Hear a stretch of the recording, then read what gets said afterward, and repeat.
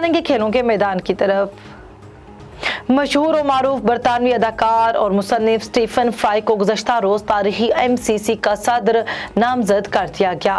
64 سالہ Stephen fry اکتوبر میں England کی خواتین ٹیم کی سابق کپتان کلیئر کونر سے عہدے کا چارج لیں گے۔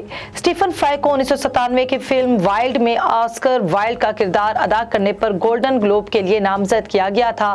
سٹیفن فرائی نے MCC کا صدر بننے پر کہا کہ مجھے فخر ہے کہ میں اس تاریخی میریلیبون کا کرکٹ کلب کے نگراں منتخب ہوا ہوں۔ پاکستانی کرکٹر حسن علی نے لنکا شائر کی جانب سے کھیلتے ہوئے گزشتہ ماہ 2 بار اننگز میں 5 کھلاڑیوں کو آؤٹ کیا۔ حسن علی نے ہیمپشائر کے خلاف پہلی اننگز میں 5 اور دوسری اننگز میں 1 وکٹ حاصل کی تھی۔ اس سے قبل گلوسٹر شائر کے خلاف میچ میں بھی حسن علی نے 1 اننگز میں 6 اور 1 اننگز میں 3 کھلاڑیوں کو آؤٹ کیا تھا۔ سابق کھلاڑی AB ڈی ویلیئرز کا کہنا ہے کہ ویرات کوہلی کو فارم میں واپس آنے کے لیے صاف دماغ اور تازہ توانائی کی ضرورت ہے۔ ڈی ویلیئرز نے مزید کہا کہ تکنیکی پہلو سے زیادہ کوہلی کی جنگ دماغ میں ہے۔ جب بھی آپ کھیلتے ہیں تو آپ کو صاف دماغ اور تازہ توانائی کی ضرورت ہوتی ہے اور آپ پھر سے سوراخ سے نکلنے کا راستہ تلاش کر سکتے ہیں۔